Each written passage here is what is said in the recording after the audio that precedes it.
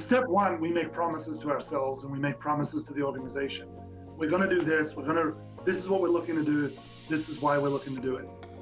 In step two, can we pay off what we promised ourselves? Do we have the signals to do what we were looking to do?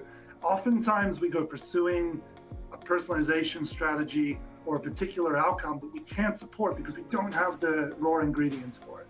And here's where you want to find that out before you start putting hands on keyboards trying to string things together. So it's very critical that these two things work hand in hand. That's right. And we've seen that time and time again. And this is the point at which we then need to do some creative problem solving where we can say, okay, we don't have 100% confidence because we don't have all of the signals that we were anticipating that you would in a typical situation like this.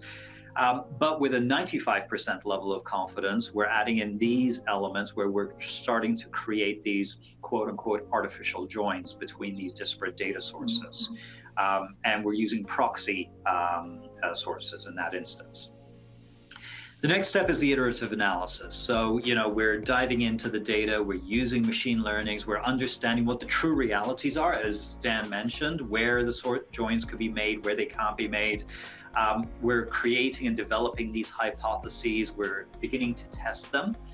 And then as we build out these audience segments, as we build out these data sets, we're then saying, where are the gaps in your current data sources and based on the tools and signals that you have in place? And how do we go about enhancing these profiles? Where can we find other sources of information? A little anecdote, but